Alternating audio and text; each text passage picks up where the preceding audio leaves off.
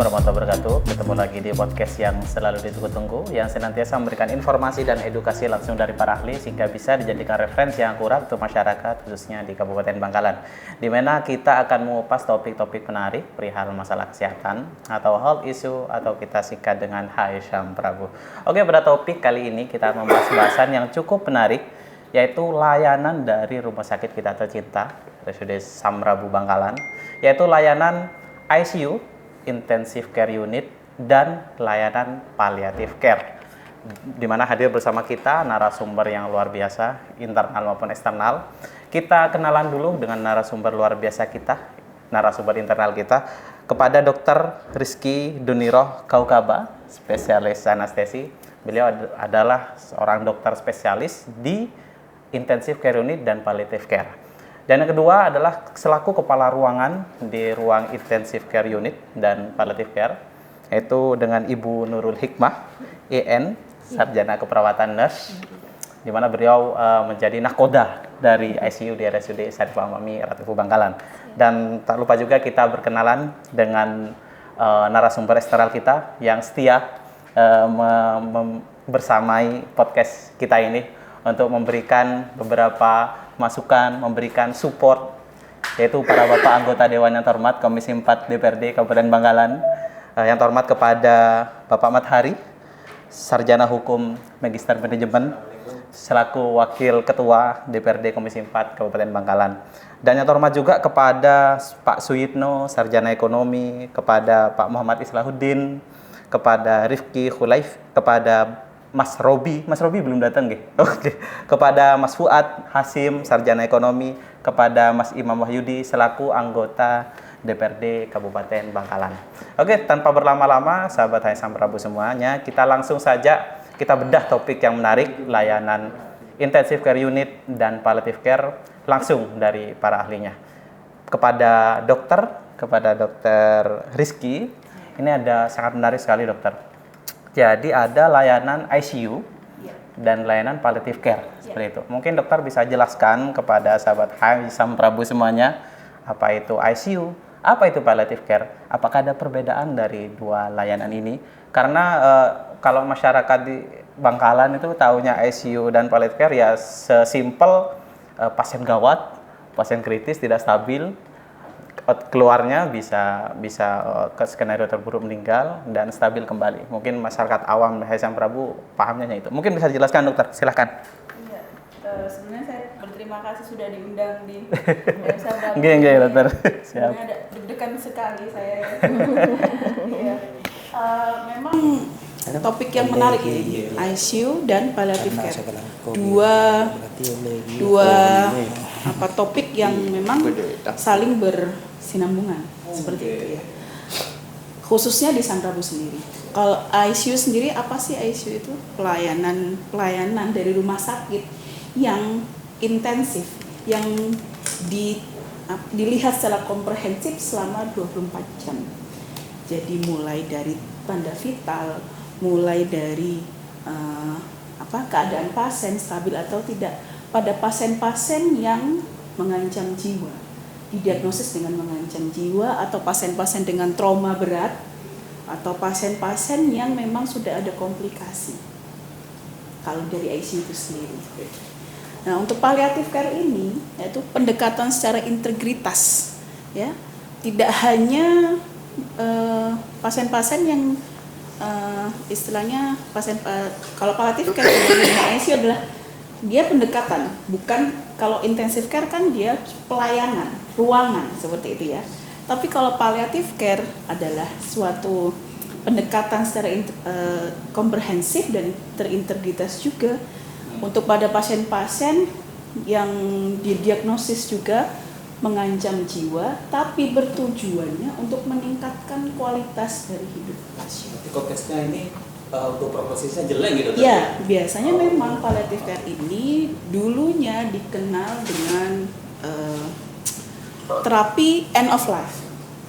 Ya, memang dari terapi end of life. Ya, memang soalnya dia muncul dari hospice dulunya awalnya. Jadi pasien-pasien dengan palliative care biasanya memang dikenal dengan pasien-pasien yang sudah end of life. Tapi semakin ke sini, ya, semakin banyak penelitian yang kita lihat, palliative care ini bisa disampingkan dengan curative care. Curative care ini ya di ICU itu. Bisa. Iya. Jadi kita di sini di Bangkalan ini, di RSUD kami di RS Samrabu ini, palliative care dipadu dengan curative care yang dilakukan di ICU. Saling bersinergi gitu, Iya, dokter. bersinergi. Jadi begitu sahabat HSM Prabu, ternyata cukup luas gitu, dokter. Iya. Antara ICU dan palliative care itu memiliki suatu hal yang berbeda. Di mana ICU itu fokus ke pasien dengan prognosis baik atau kemungkinan sembuh yang tinggi, jadi membutuhkan perawatan yang akut, pelayanan kesehatan yang cepat, agar dari kondisi yang tidak stabil menjadi stabil gitu, dokter. Kalau palliative care ini sisi koin sebaliknya gitu, dokter. Jadi ke prioritas kalau masuk ICU ke prioritas 3 nanti. Siap. 1, 2 dan Oh, nanti 3. kita bahas di situ nanti, dokter.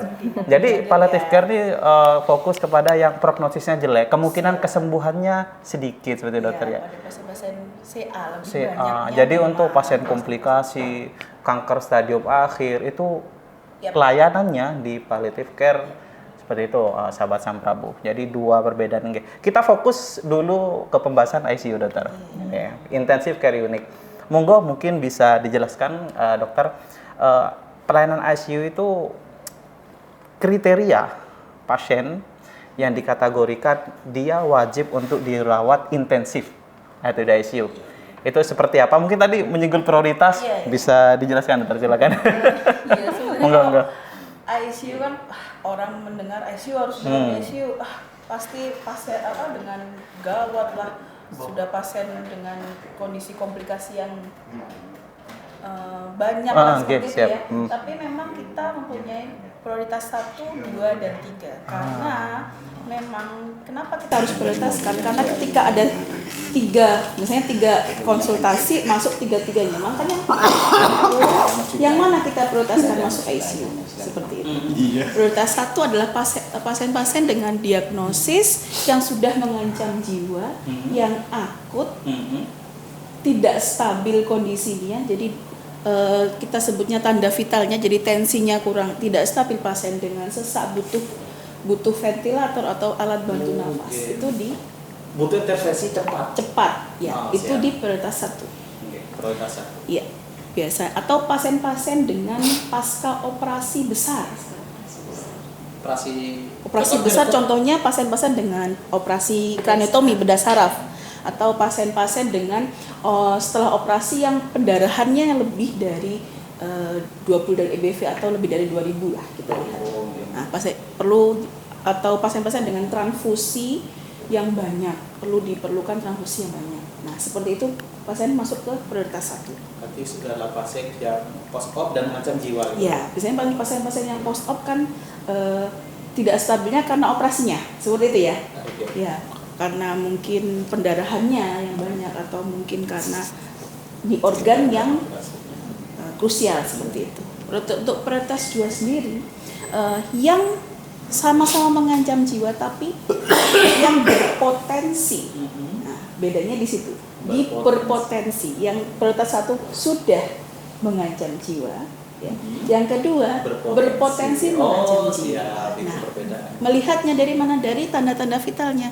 Mungkin pasien-pasien dengan gangguan paru yang sesak, tapi masih stabil dalam kondisi saturasinya masih bagus, kadar oksigen di tubuhnya masih bagus dengan menggunakan bantuan oksigen di ruangan.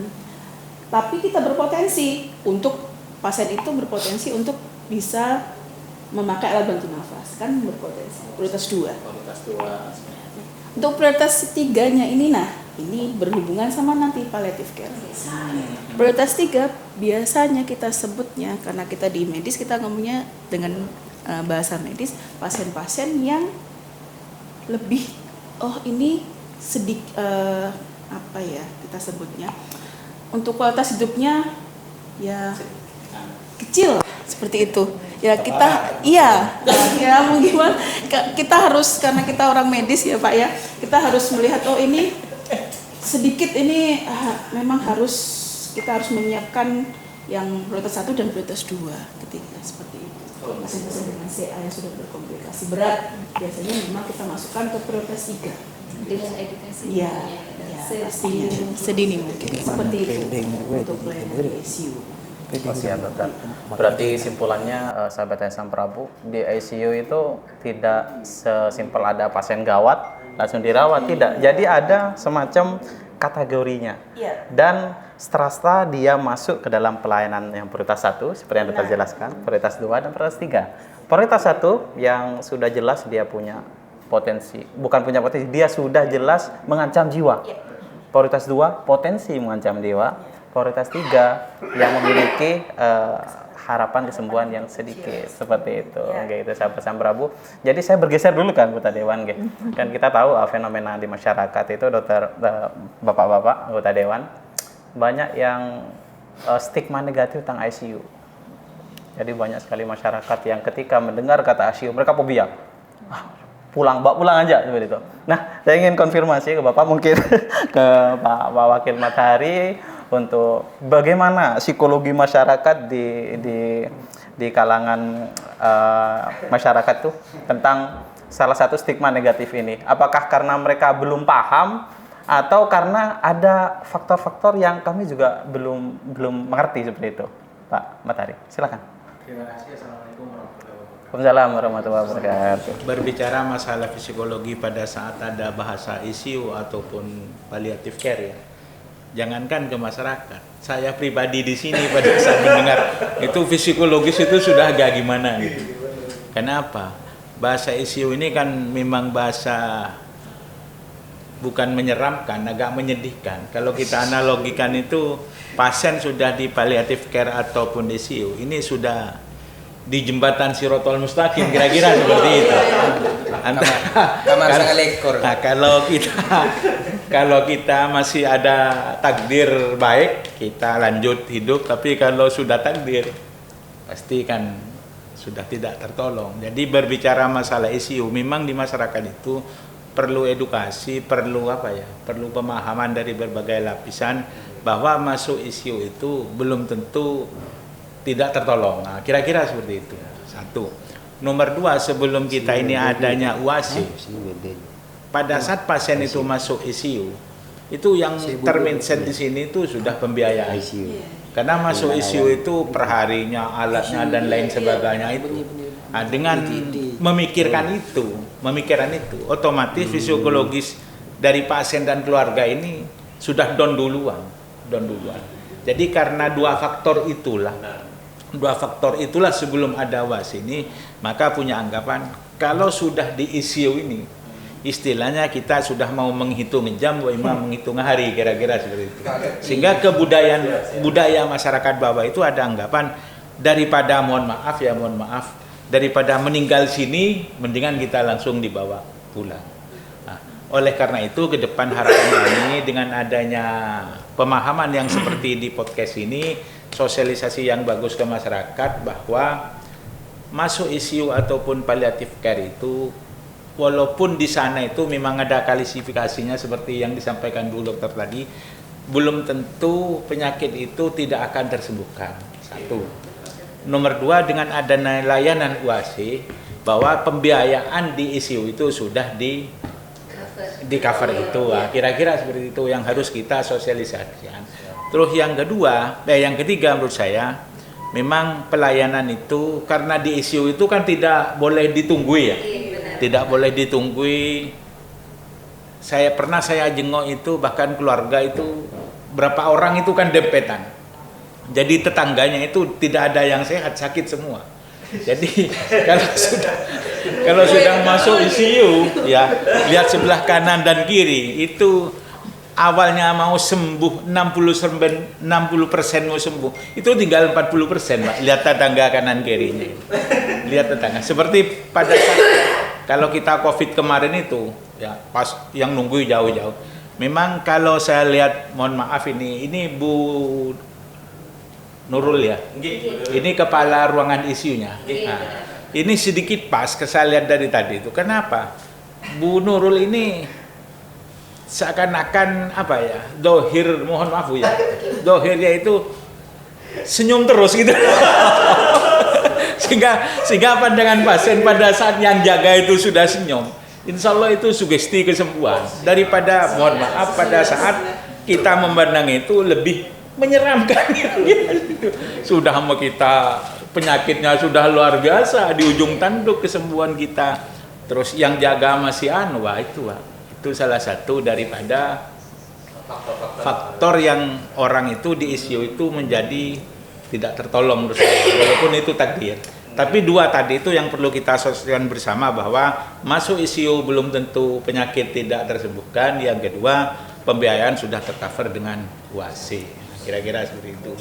Terus yang ketiga, pemahaman yang mau nunggu itu, kalau Madura itu kan maunya masuk semua. Itu yang perlu kita pahami. Jangankan untuk orang lain, di pihak kita pun kadang-kadang seperti itu ya. Kadang-kadang kalau sudah keluarga di antara teman-teman ini, apalagi Pak Imam Wahyudi ini maksa masuk ini. Bahkan saya guyoni mitranya Dokter Prima, kira-kira seperti itu. Ya. Oke Bapak, jadi ada 3 faktor gitu Bapak yang mempengaruhi kenapa masyarakat Bangkalan itu lebih memilih untuk tidak dilanjutkan pelayanannya ke ICU. Padahal Bapak juga memberikan masukan, sahabat Haisam Prabu semuanya, bahwa di ICU itu bukan berarti itu pasien tersebut tidak bisa disembuhkan. Karena tadi yang dijelaskan oleh dokter ada 3 prioritas. Prioritas 1 itu harapannya tinggi sekali bisa disembuhkan. Prioritas 2 itu apalagi lebih tinggi lagi. Yang prioritas 3 mungkin nanti akan ada sedikit pendekatan kepada keluarga dari tenaga kesehatan seperti itu. Yang kedua adalah faktor ekonomi. Ternyata sudah jelas dari Bapak Mathari sudah menjelaskan sahabat Haisam Prabu bahwa gratis. Nggih, dokter, Bu Nurul, ya, gratis. Benar. Pelayanan ICU gratis, dan juga untuk yang direkomendasikan dengan dokternya segera dibawa atau dilanjutkan ke ICU langsung saja, karena itu juga menentukan prognosis kesembuhan, ya, seperti itu. Nggih, sahabat Haisam Prabu, ini memang harus nggih Pak Mathari disonding ke masyarakat, karena banyak sekali masyarakat kita yang belum paham. Dan alhamdulillah karena momen podcast ini, jadi Haisam Prabu senantiasa memberikan informasi yang terbaik kepada masyarakat, bahwa di kami ada layanan ICU dan layanan palliative care unit yang senantiasa ingin terus meningkatkan kualitas hidup masyarakat Bangkalan. Oke, mungkin ada yang ingin dikonfirmasi juga dari Bu Dokter, dari tanggapan atau pertanyaan dan pernyataan dari Pak Mathari tentang 3 faktor masyarakat ini. Mungkin ada yang Bu Nurul juga mau cerita tentang di lapangan seperti apa masyarakat yang ingin masuk tadi. Itu bagaimana komunikasi yang baik dengan, mungkin ada, kan secara regulasi mungkin berbeda ya. Di ICU kan ada beberapa aturan regulasi, berapa orang yang boleh masuk. Itu bagaimana cara mengkomunikasikannya seperti itu. Mungkin Bu Dokter dulu, mungkin ada tanggapan ke Pak Mathari. Benar sih Pak, kalau pasien kadang-kadang masuk ke kita, dok konsul pasien mau masuk ICU, pasiennya menolak dok, takut, seperti itu.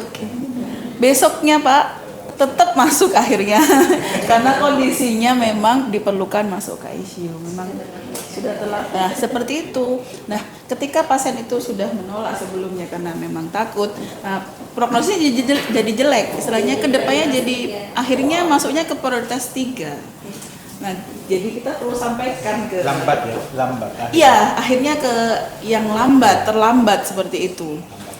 Jadi seharusnya masuk ke prioritas 1, jadi masuk ke prioritas 3. Dan ini banyak dokter? Banyak. Tidak 1-2 pasien yang seperti itu. Kadang 1 kita tidak setuju karena masih rembukan kan. Keluarganya masih di mana seperti itu. Yang mungkin kita perlu sampaikan juga pada podcast ini, bahwa ya kalau memang disarankan untuk masuk ICU memang butuh cepat ya. Kalau bisa tidak perlu takut. Insya Allah berhubungan dengan prognosis juga. Prognosis itu apa ya? Harapan kesembuhan lah, seperti itu. Oke. Mungkin ditambahkan. Monggo Bu Nurul, mungkin ada yang ditambahkan. Oke, saya rasa sudah jelas yang sudah disampaikan oleh Dr. Rizky tadi. Hanya saya mungkin menjawab tentang aturan tadi. Oke, benar. Sebelumnya, Assalamualaikum warahmatullahi wabarakatuh. Waalaikumsalam warahmatullahi wabarakatuh. Saya Nurul, saya yang kebetulan saat ini dipercaya sebagai kepala ruang di ruang ICU ya.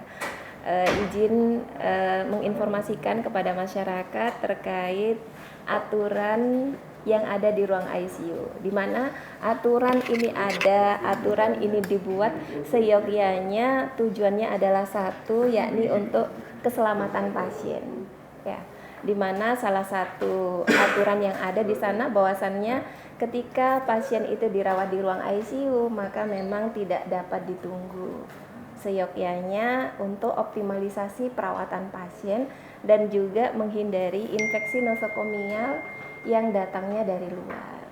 Kemudian tapi karena kita tahu kita ini tinggal di Madura, jadi kami tetap memberikan waktu untuk jam berkunjung kepada keluarga pasien, tetapi hanya 1 jam di siang hari dan 1 jam di malam hari. Dan harapannya waktu itu dipakai hanya untuk keluarga pasien inti saja. Bisa masuk ke ruangan? Bisa masuk ke dalam, Bapak. Bukan di jendela ataupun di kamar? Bukan, masuk ke dalam. Untuk keluarga itu ada? Ruang tunggu sementara di depan ruang ICU. Tuh. Boleh masuk berapa orang? Yang boleh masuk maksimal 2 orang. Bergantian. Iya, biasanya. khusus keluarga inti saja ya Bapak. Jadi untuk Khusus keluarga ini kan memberitahu Iya. masyarakat juga. Iya benar. Kemudian 2 orang gitu Bapak. Yang lain menunggunya di ruang tunggu. Dan itu yang untuk menunggu di luar itu keluarga itu berapa gitu biar kita tahu juga. Iya, Karena di kan banyak ya. iya di depan itu ada tulisan untuk penunggu pasien ruang ICU cukup 2 orang saja. Karena seyogyanya untuk pelayanan yang ada di ICU itu total care dikerjakan oleh perawat. Jadi keluarga cukup mendoakan dan memberikan keputusan ketika sewaktu-waktu diperlukan. Dan harapannya keputusan yang diambil itu lebih cepat, lebih baik karena itu tadi berhubungan dengan prognosis pasien. Kemudian yang lain selain ada jam berkunjung, kami selalu mengedukasi kepada keluarga pasien. Yang parah itu per kategori 1 apa 3? Kategori. Yang ada ke arah baik, prioritas 1 Bapak. Oh, prioritas 1 ke arah baik. Ke arah baik, harapannya baik Harapannya walaupun bisa. berat. Gini. Iya. Oh, prioritas 1 berarti harapan baik walaupun Berat Kondisinya berat. kondisinya. itu di palliative care pelayanan. Yang 3. Oh, yang 3. Iya. Yang harapan hidupnya lebih kecil. Harapan hidupnya kecil. Dari tadi kan bilang harapan Yang hidup. perlu Iya. pegangan hidup itu ya. Saya mau nanya. Iya, monggo silakan. Iya, Baik, silakan. silakan. Tadi di ICU harapan hidupnya kecil. Iya. Selama dokter ada di sini, Iya. apakah pasien itu sembuh? Ada banyak yang sembuh pulang itu dok? Wah, kalau di ICU Iya. pasien-pasien mohon maaf sebelumnya dengan kita lihat harapan hidupnya dan harapan hidup besar istilahnya kayak gitu. Iya, dan rendah, tengah, besar kemungkinan seperti itu. Makanya ketika kita lebih cepat mengatasinya, berarti lebih cepat lebih bagus harapan hidupnya Mungkin seperti itu. dijelaskan dokter, kan ada 3 prioritas, Iya, tadi 1, 2, 3. kan. Yang prioritas 1 harapan hidupnya seperti apa, yang prioritas 2 dan prioritas 3. Jadi yang sebelum dijelaskan yang palliative care ini setelah UASI. Enggak. Maksudnya di UASI dulu kalau ini faktor kesembuhannya masih belum. Tidak ada hubungannya, Bapak. Tidak ada Tidak ada hubungannya. Beda. Iya, beda. Semuanya bisa menggunakan UAC, semuanya bisa. Ya. Banyak Kak yang keluar dari ICU dengan kondisi stabil dan bisa pulang. Kemarin kami Prioritas 1 gitu dokter? Iya, Oke, prioritas siap. 1. Banyak. Kemarin ada juga dengan yang sudah 30 hari, Iya. 30 hari perawatan keluar.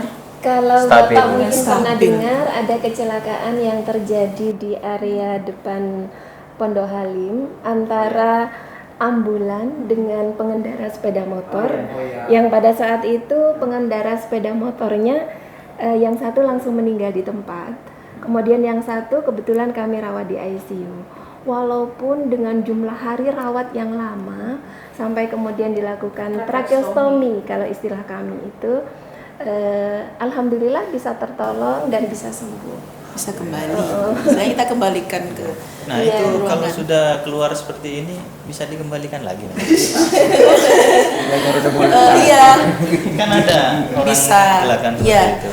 Iya. tapi banyak kita lihat indikasinya. Biasanya kalau pasien-pasien dengan sudah kecelakaan terus penurunan kesadaran hanya bisa Kalau sudah normal maksudnya, kalau Dok, sudah normal bisa. bisa dikembalikan lagi bisa, berarti. bisa. Menutup sendiri nggak dokter?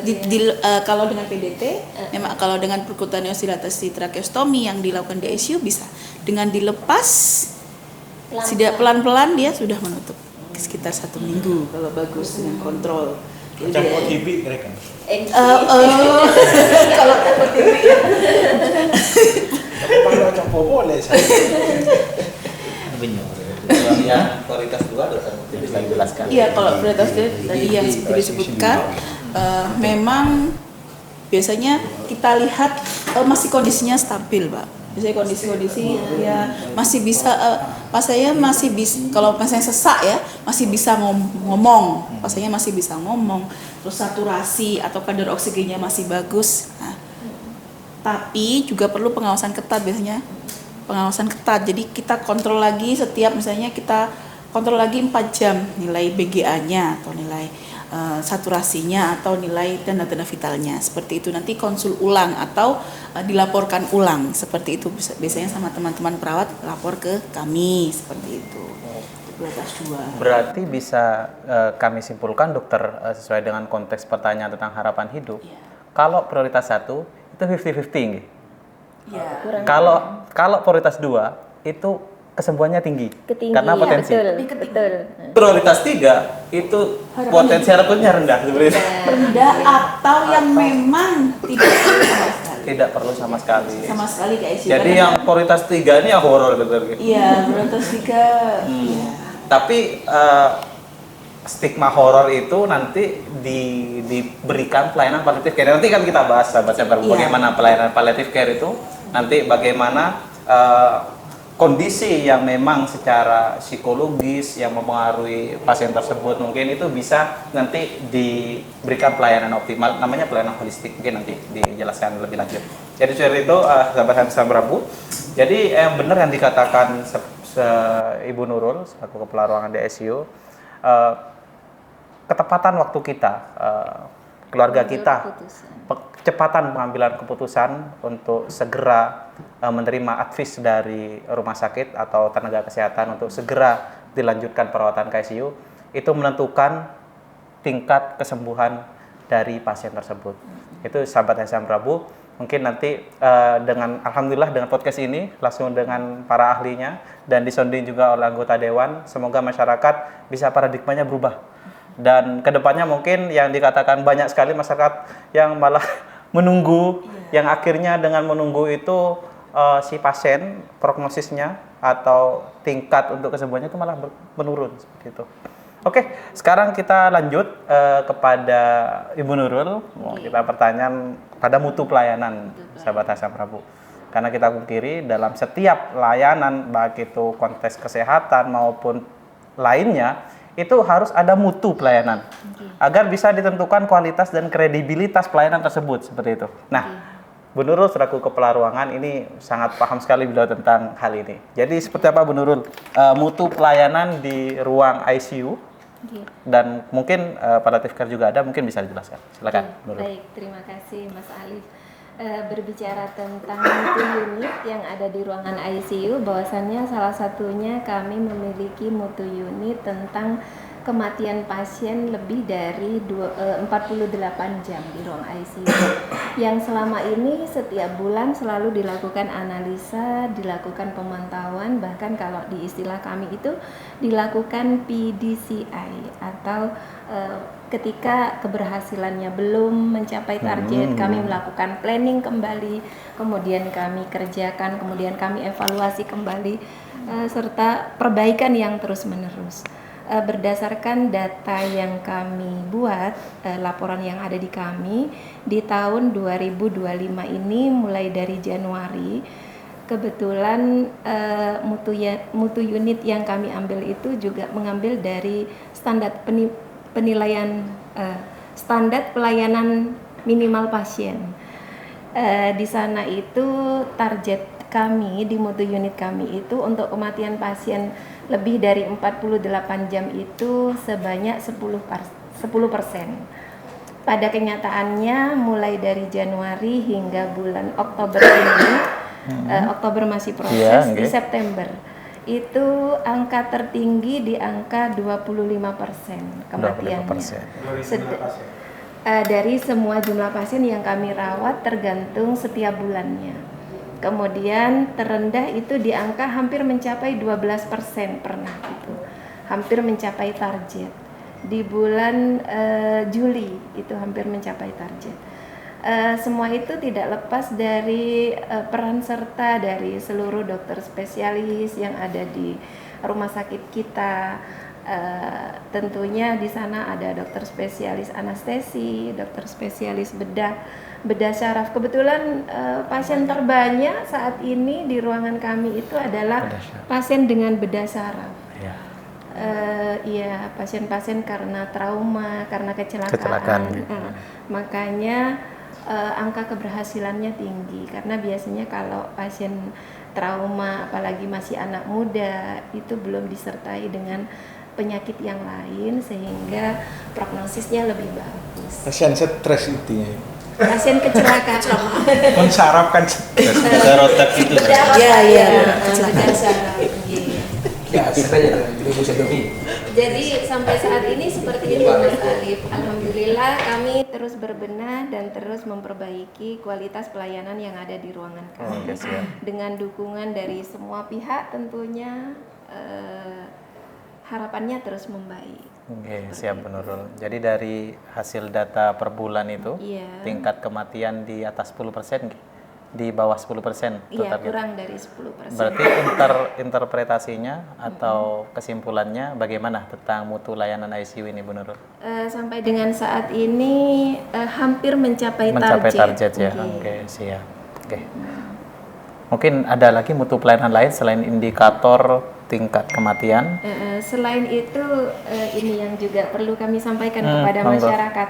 Karena peran serta dari keluarga pasien itu sangat mempengaruhi kesembuhan dari perawatan pasien kami. Di satu sisi kami berusaha memberikan pelayanan yang terbaik terhadap pasien-pasien kami, dibantu oleh dokter spesialis anestesi, dokter spesialis yang lain. Di sisi lain kami butuh dukungan dari keluarga bahwasannya kalau masuk ke ruang ICU itu harus cuci tangan. Bapak Ibu semuanya. Karena itu pengaruhnya besar sekali terhadap penyembuhan pasien.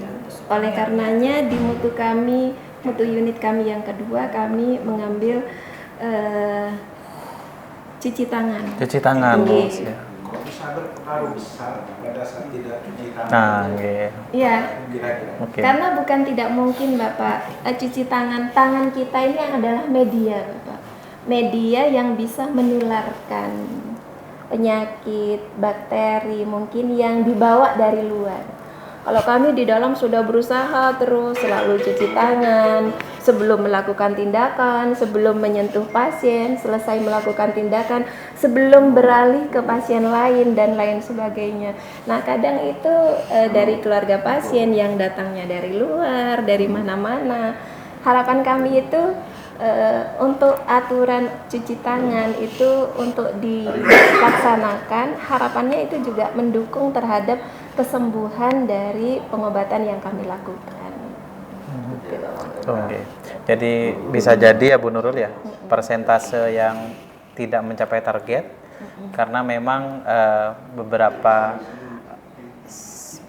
pasien itu tidak istilahnya tidak ikut untuk berpartisipasi secara baik seperti itu nggih Bu. Contohnya nggih.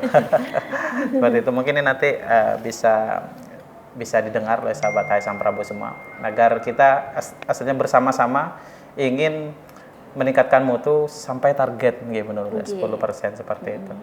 Oke, lanjut ke tantangan mungkin dari dokter dulu dan nanti mungkin Bu Nurul bisa menambahkan tantangan yang di ruang ICU. Kita fokus di ruang ICU dulu. Mungkin itu berkorelasi dengan pasien atau keluarga pasien atau layanan tersendiri. Monggo bisa disampaikan, dokter. Iya, untuk tantangannya sebenarnya sudah disebutkan tadi oleh Bu Nurul sendiri, yang memang kepatuhan dari saya sendiri, kita sendiri sebagai dokter. Kita juga mengingatkan juga ya buat diri kita sendiri bahwa masuk ya dokter, Bu Nurul pakai masker, dokter pakai cuci tangan. Bu Nurul juga sering mengingatkan kami, juga keluarga pasien juga ya. Jadi kita harapkan juga kita semua care, bukan hanya keluarga, tapi kita semua care. Kalau ketika kita masuk ICU, ya kita kebersihan kita dijaga, ya pakai masker, ya cuci tangan, seperti itu. Terus tantangan selanjutnya yaitu ketika kan target dari tadi Bu Nurul sebutkan 10% ya target kematian di ICU. Tetapi kita berhubungan juga dengan kondisi sosial kita sekarang posisinya. Ketika pasien-pasien itu masuk di prioritas 3, Bapak-bapak, kita juga bingung istilahnya seperti ini, prioritas 3 dengan bebannya iya, tapi kita juga pengen memberikan yang terbaik buat pasien. Ketika pasien itu nyeri lah pasien itu, tapi ini masuk ke prioritas 3. Nah, kadang kita bingung, bagaimana? Akhirnya sudah kita masukkan, kita bantu sebisa kita dengan tambahan palliative care itu tadi. Tapi itu kan juga menambah dari cost dan menambah dari tadi presentasi dari kematian seperti itu. Nah, jadi fungsi kematian iya, paling banyak di prioritas 3. Iya, sebenarnya kita juga kita kalau sebagai manusia ya, saya juga dok, pasien dengan CA seperti itu. Kita keluarganya mengharapkan di ICU yang terbaik, optimal sebisanya, dok. Ya sudah, oke, Pak. Seperti itu. Tapi di satu sisi ya menambah dari target, menambah kematian di ICU seperti itu. Itu tantangan yang paling saya rasakan sekarang sebagai dokter anestesia, lebih tepatnya karena sekarang posisi ICU kan ketika masuk ICU bapak-bapak itu dikonsulkan ke kami, ke dokter anestesi. Dokter, ini mau masuk ICU bagaimana? Gitu. Kalau masih ada bed dan bisa kita ini, ya sudah silakan dimasukkan. Tapi ketika bed itu tinggal 1, nah itu kita perlu lakukan baru grading yang prioritas 1, 2, 3. Itu yang saya sering mengalami seperti itu. Sering, iya. Itu kan masih sisa 1 bed. Ya. Kalau bednya full di sini, yang harus masuk pelayanan itu banyak. Itu gimana Ya, solusinya? akhirnya 1 kita grading seperti tadi kita Yang sebutkan. di dalam itu di grading untuk Di luar, yang di luar mau di masuk luar. kita grading. Umpama sudah full yang di dalam. Kalau sudah full, Gradingnya yang di dalam. iya grading dirujuk biasanya. Oh, dirujuk. Iya, disarankan untuk rujuk. Rujuknya kemana? Biasanya di Surabaya yang bisa mengenai ICU. Atau ke Kemenkes sekarang Bapak. Iya. Aksesnya lebih mudah saat ini. RS Kemenkes Di mana? di Surabaya. Yang baru itu. Ya, yang baru. Indrapura. Indrapura, Itu ya. DPR yang Iya. sana. Rumah sakit Kemenkes. RS Kemenkes sekarang lebih mudah. Makanya saya pernah ketemu kemarin Iya. ada korban kecelakaan tidak sadarkan diri itu memang dirujuk. Berarti memang penuh di sini ya. Iya, iya. Bukan karena agak mau ngerawat. Insya Allah tidak Bapak. Tidak ada. Karena penuh berarti ya. Karena Tapi yang dirujuk itu klasifikasi pasien berlaku di situ. Yang paling parah di antara yang ada yang dirujuk. Apa yang gimana? Kalau rujuk tidak. Kalau misalnya memang itu diperlukan untuk ICU dan pasiennya transportable untuk dirujuk. Seperti itu. Enggak, maksud saya kan tadi itu kan kalau bednya ICU-nya full, terus yang antri untuk ICU itu misalkan 5. Berarti kan gradingnya di luar yang terparah. Terus karena ini full di dalam, maka di dalam juga kan yang dianalisa kan Iya. untuk dirujuk. Oh tidak. Tidak, ya? Tidak. yang tidak. terbaik Bapak yang digeser ke ruangan HCU. Pak, ini udah misalnya di Yang ruangan sudah kami stabil. 12 G, Ya. terus 12 yang mau masuk 5. Ternyata ada 2 yang stabil. Bisa kita geser ke HCU seperti itu. Ruang HCU di high care unit. Berarti kita geserkan ini 2 ke high care unit. Yang 2 prioritas yang di luar kita masukkan. Ya. Yang lainnya bisa kita. Iya, maksud saya begini, kata bisikan kawan-kawan barusan. Kalau sudah prioritas 3, Iya. nah, di sini upgradingnya itu masih langsung rujuk dan lain sebagainya. Yang mau dirujuk ini langsung mati dia. Kalau yang prioritas Makanya itu. 3 pernah ada kejadian seperti itu. Iya, iya. Penanganannya seperti apa? Akhirnya yang prioritas 3 itu sementara menunggu di IGD. Oh iya. Di sampai kita observasi. dengan ada ketersediaan. Ada ketersediaan tempat benar, 4 di ruangan seperti itu. Kalau udah prioritas 3. Kalau di IGD-nya DP berapa? Di P1 P1. biasanya. Biasanya pasien sudah terpasang alat bantu nafas walaupun ya harapan hidupnya yang lebih kecil. Tuh, karena sudah misalnya ya pernah juga trauma tapi traumanya terlalu parah sehingga setelah dilakukan CT scan perdarahannya misalnya sudah berada di pusat pengaturan nafas seperti itu. Jadi memang biasanya untuk pasien-pasien yang seperti itu sudah kondisinya koma, jadi tidak ada indikasi untuk dilakukan operasi. Biasanya tapi sudah dilakukan edukasi sedini mungkin oleh dokter jaga di IGD bahkan oleh dokter spesialis bedah saraf biasanya. Target kematian kan 10%. Okay. Bisa diturunkan kira-kira 5% bisa itu dengan komposisi dan kondisi fasilitas dan dokter di Samprabu ini. Mungkin bisa saja Bapak dengan berbagai macam pertimbangan mungkin karena untuk yang mencapai 10% aja itu sulit sekali. Kemudian ini Bapak ada tantangan lagi yang sering menjadi polemik di ruangan kami. Ketika ada pasien yang sebelumnya itu sudah indikasi ICU, kemudian sudah masuk ICU, sudah dapat tempat di ruangan ICU, tapi kemudian di pertengahan perjalanan dia tidak mau dilakukan tindakan, atau istilah kami itu sebut DNR, donor resusitasi. Jadi tidak mau dilakukan tindakan. Itu yang menjadi polemik terbesar bagi kami. Jadi melalui forum. Ya biasanya dengan alasan pribadi, alasan keluarga, alasan kasihan dan lain sebagainya. Tindakan yang keluarga pasien tidak mau yang tindakannya. Misalnya dipasang alat bantu nafas seperti halnya atau operasi, padahal ada indikasi untuk dilakukan operasi, tapi kadang tidak berkenan. Jadi itu yang kadang menambah prosentase juga tadi itu Bapak.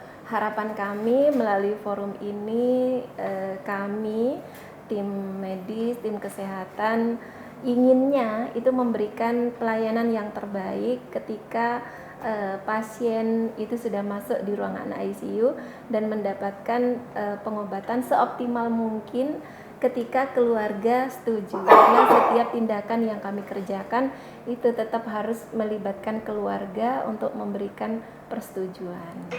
Memang tantangan terbesarnya Bu Dokter Nurul Dakota Dewan adalah paradigma masyarakat juga dan juga masing-masing tenaga kesehatan juga harus memperkuat komunikasinya. Mungkin kita harus evaluasi juga bagaimana cara komunikasi kami terhadap masyarakat seperti itu.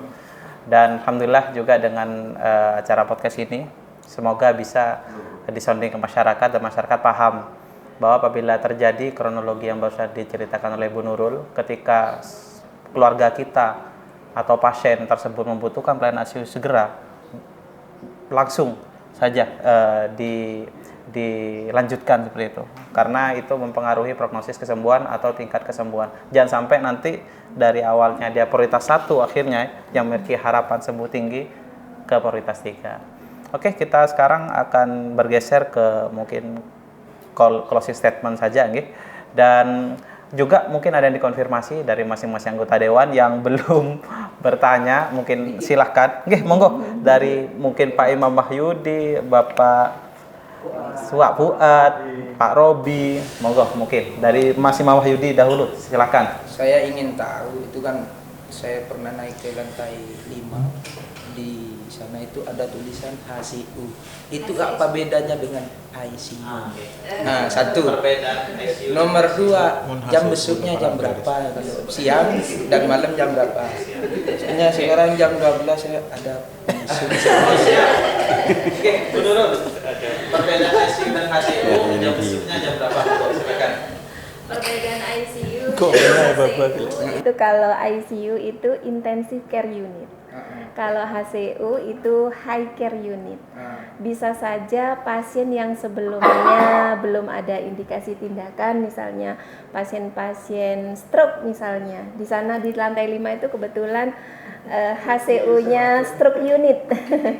HCU-nya stroke unit, di mana untuk pasien-pasien yang mengalami stroke perdarahan misalnya, selama belum ada indikasi untuk dilakukan operasi karena tetap membutuhkan pemantauan khusus, biasanya ditempatkan di ruangan HCU. Tetapi misalnya kemudian dia dibutuhkan atau ada indikasi untuk dilakukan operasi kraniotomi oleh dokter bedah saraf kami, biasanya selesai dari kamar operasi, perawatan lanjutannya adalah ke ICU. Biasanya pasien-pasien yang menggunakan yang dilakukan operasi itu biasanya kebanyakan operasi besar, dalam hal ini adalah operasi bedah saraf, itu biasanya memerlukan alat bantu nafas yakni ventilator. Nanti ketika sudah stabil kembali, maka pasien akan digeser ke ruang HCU kembali. Harapannya setelah itu bisa pulang dari sana. Di bawah ICU. Iya, benar. Kalau ICU kan terkenalnya di masyarakat itu terkenal kamar sangat lekor dulu. Saya tahunya baru tahu tuh. Hampir terakhir. Gimana udah di kamar 2 sangat lekor itu. Saya tahu kalau itu ICU.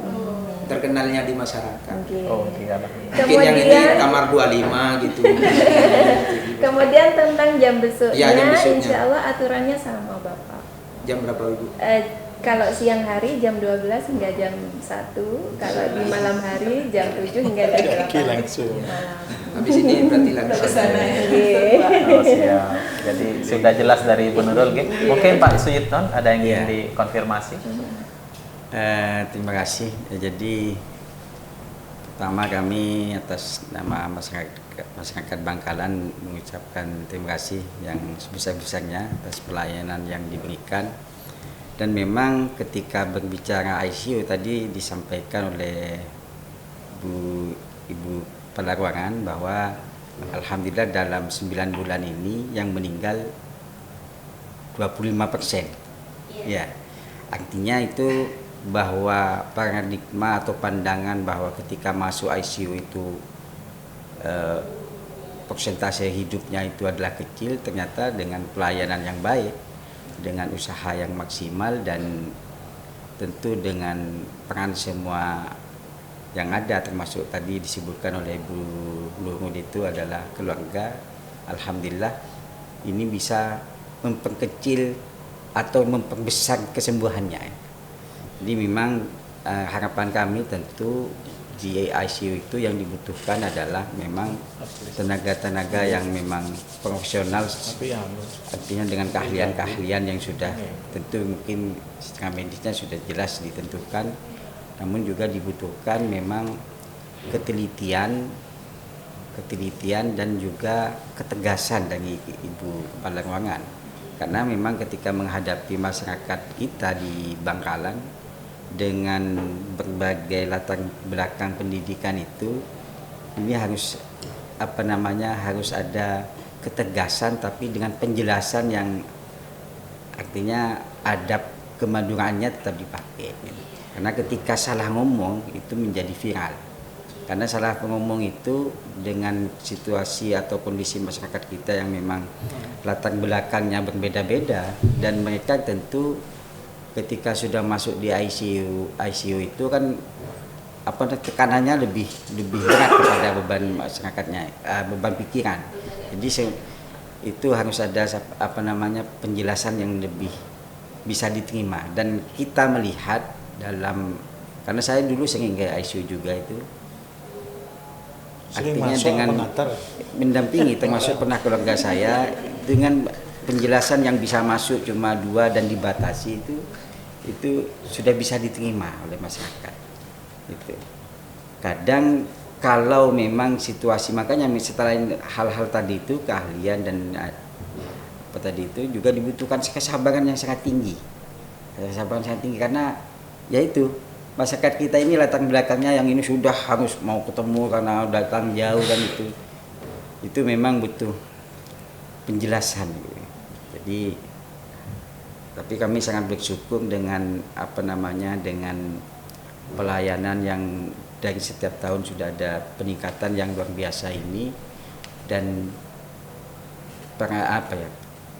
dan kesembuhan itu kan target maksimal, karena harapan untuk tidak sembuhnya itu kan lebih besar ketika di ICU. Tapi ternyata dengan apa yang telah dilakukan secara medis dan dengan profesionalisme yang ada, malah yang sembuhnya 75%, bisa kembali 25%, ini kan luar biasa. Tapi ketika berbicara ini memang berbicara tentang tadi yang sudah masuk ke kategori 3, itu harapan kami tentu biasanya kalau saya mendampingi masyarakat keluarga atau warga itu, saya selalu bilang bahwa kita intinya ikut apa yang dilakukan dokter, karena dokter yang lebih paham secara medisnya apa langkah-langkahnya. Minta tolong diberikan langkah-langkah terbaik secara medis. Itu. Kalau sudah di luar medis kan bukan tanggung jawab kita. Jadi itu mungkin sekali lagi terima kasih ada inovasi yang cukup baik dalam 5 tahun terakhir ini. Saya pikir saya dulu pernah juga Ibu di ini karena kita kadang marah kan, kadang kok bisa nggak ketemu dan sebagainya kan itu. Tapi karena itu mental keluarganya mulai tertekan, kemudian ada jawaban yang agak anggaplah kalau bahasa kita agak sinis karena mungkin kelelahan dan sebagainya itu. Jadi tapi secara umum saya lihat dalam 5 tahun terakhir ini pelayanan di Samprabu dan juga di ICU ini sudah ini. Artinya yang memang betul tadi yang dikatakan bahwa tidak mungkin rujukan itu, karena saya pernah minta coba dirujuk ke Surabaya. Tapi di sini nggak dirujuk. Saya ngamuk. Pak Dokter lagi dijelaskan lagi itu. Pada periode yang kedua kalau nggak salah itu. Jadi tadi itu dengan hanya ini saya kan paham bahwa kondisi pasien yang tidak mungkin untuk dirujuk tidak akan ini gitu. Karena saya sudah kalau Surabaya lebih baik ini gitu.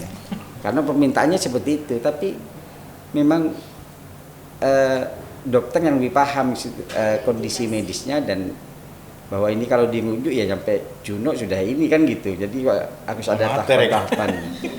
Itu yang kadang tidak kita pahami. Termasuk saya pernah mengalami itu. Barusan ini paling 3-4 tahunan ini saya pernah melakukan itu. Protes karena saya minta rujuk. Sampai minta tolong itu saya ke Ketua DPR dulu, Ketua Fahad. Tapi setelah itu dijelaskan, maka kita paham gitu. Jadi itulah kondisi masyarakat kita. Jadi kita aja banyak yang nggak paham, apalagi masyarakat yang dari desa. Tapi dengan sekarang ini dengan banyaknya sosialisasi, saya pikir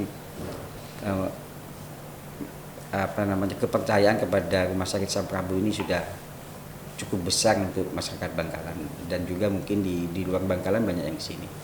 Mungkin itu tambahan saya. Terima kasih Pak Yusrino apresiasinya dan masukannya kepada kami semua. Mungkin nanti di closing statement akan dijelaskan dari internal kami bahwa ada rencana nanti kita akan gedung baru ICU ya Bu Nurul, nanti akan dijelaskan. Perluasan. Pengembangan nanti akan dijelaskan secara detail oleh beliau di closing. Penambahan. Jadi ICU yang lama ditambah di gedung baru ICU penambahan. Nanti teknisnya beliau yang lebih paham. Mungkin planningnya seperti itu kita. Mungkin yang anggota dewan yang lain yang belum konfirmasi, Pak Fuad sama Pak Robi mungkin ada yang sudah. Mungkin closing statement dulu dari Pak Wakil DPRD. Terima kasih. Monggo. Jangan bosan dengan pelayanan dan berobat, karena salah berobat adalah awal kematian. Oh, siap, luar biasa sekali. Kalimat bersayap dari beliau. Soalnya Nggih, monggo, kita Pak. podcast 2 kali ini kena stroke, habis ini ICU. Pak Matahari nggak hadir ya tentang forensik, tentang otopsi lain nggak hadir. Tidak ada. Oh. Bukan bagian yang lain. Kemarin itu stroke, habis stroke ini ICU. Oke, monggo. Silakan closing statement dari dokter dulu. Ada yang disampaikan ke masyarakat HSM hal yang penting, urgent, dan masyarakat HSM wajib paham. Silakan, Bu Dokter. Walaupun itu kondisi yang terburuk, penyakit kita kondisi yang terburuk, tapi kita juga perlu untuk mengoptimalisasi dari terapi. Jadi jangan takut, jangan menunda untuk memberikan keputusan masuk ICU seperti itu. Gak cuma masuk ICU ya, semua keputusan di tenaga medis kalau bisa kita kurangilah penundaan keputusan seperti itu. Itu berpengaruh ya, luar biasa. Mungkin nanti masyarakat kedepannya dokter dan adanya podcast ini lebih paham dan lebih aware tentang hal tersebut. Terima kasih dokter untuk closing statement-nya. Selanjutnya closing statement dari Bu Nurul selaku kepala ruangan, mungkin bisa dijelaskan juga Bu Nurul tentang kabar baik untuk masyarakat Bangkalan. ICU kita ada ekspansi perluasan Bu Nurul. Sekaligus nanti closing statement juga kalimat bersayap sama ketika Pak Matahari. Bu Dokter monggo silakan Bu Nurul. Memang ke depan ICU insya Allah sesuai dengan rencana Bapak Direktur kami, bahwasannya rencana ada pengembangan. Mohon doa dan dukungannya gitu Bapak. Kemudian yang lain bahwasannya kami di ICU, tim ICU memiliki komitmen yang baik insya Allah untuk merawat pasien-pasien kami dengan sebaik mungkin sesuai dengan prosedur. Dan kami mempunyai komitmen bahwasannya keselamatan pasien adalah amanah bagi kami. Dan slogan kami insya Allah bersama dengan tim medis, bersama dengan keluarga, bersama dengan tim perawat serta tenaga kesehatan yang lain yang ada di ICU, insya Allah pasien bisa baik. Itu. Oke, luar biasa sekali Bu Nurul, terima kasih. Oke, sahabat HSM Prabowo, kita sudah di penghujung acara podcast pada siang hari ini. Jangan lupa di RSUD kita tercinta ada layanan yang sangat krusial untuk meningkatkan harapan hidup masyarakat Bangkalan, yaitu layanan ICU dan palliative care. Jadi 75% yang dikatakan Pak Dewan, Pak Suyitno, itu adalah angka yang prestis untuk meningkatkan harapan hidup masyarakat.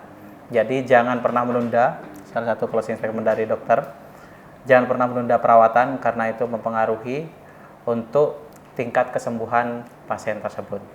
Oke, saya pamit undur diri. Saya ucapkan terima kasih kepada narasumber kami dari Bapak Anggota Dewan, masukannya, apresiasinya, dan beberapa evaluasinya bagi kami. Semoga RSUD Syam Prabu jadi lebih baik lagi. Terima kasih juga kepada narasumber internal kita, luar biasa sekali, Bu Dokter dan Bu Nurul. Oke, jangan lupa video podcast kami selanjutnya. Jangan lupa like, share, dan subscribe karena akan banyak konten-konten menarik, podcast-podcast menarik perihal layanan yang bermanfaat untuk masyarakat Bangkalan, khususnya dari RSUD kita tercinta Syarifah Mbami Ratefu Bangkalan. Saya Alif Tarisdaya, pamit undur diri. Assalamualaikum warahmatullahi wabarakatuh. Waalaikumsalam.